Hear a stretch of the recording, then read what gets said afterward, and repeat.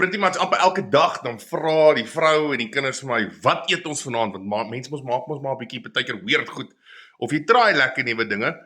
En toe ek vandag vir hulle sê wat ons maak, toe's albei van hulle soos in macaroni en wors. Wat? So, wat ons doen is 'n lekker wors stew met macaroni in plaas van pap. Kom ons maak Right, so ons begin met 'n lekker ei of 2 eie. Chop hulle lekker fyn. Ons gaan reguit in 'n lekker warm pan en met 'n bietjie olie. Braai ons daai eitjies lekker tot hulle pretty much begin bruin word. Dan kry ons 'n lekker boerewors, 'n rooi kraansie en ek vang sommer 'n skêr, is bietjie makliker. En ons sny die wors in sulke lekker klein stukke, upsize stukkies. Jy kan nou 'n bietjie groter of jy kan die wors in lang stukke doen. Maar ons gaan met sulke lekker wors stukkies. Dit werk vir my beste. En dan sodra daai eitjies lekker bruin begin word, dan gaan ons in met daai wors in die pan. Hier kan jy my check, hoe chop ek daai tomaties. Dit is darem maar makliker met hierdie ding as ek dit moet doen self van die mes. Right, so hier het ons basically so 3 tomaties gevat en opgechop. Dan gaan ons in met 'n bietjie tomatie paste. Sodra daai tomatie paste in is, dan gaan ons hom lekker deurroer.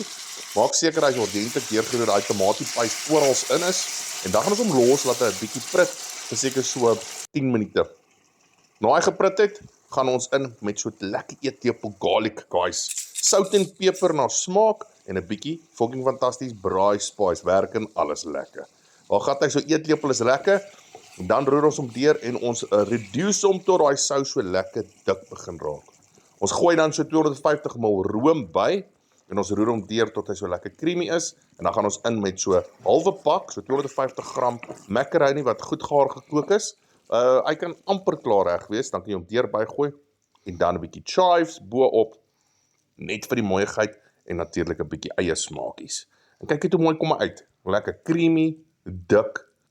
So daar gaan hy baie maklik, baie eenvoudig en pretty much baie bekostigbaar. En vir jou, ek het nog nooit 'n wors stew so creamy geproe nie. Maar blikkie met die ding loop mooi. As jy die macaroni so raak steek, dan kom daai creamy sous so uitgeskoord. Maak hom. Dis fantasties.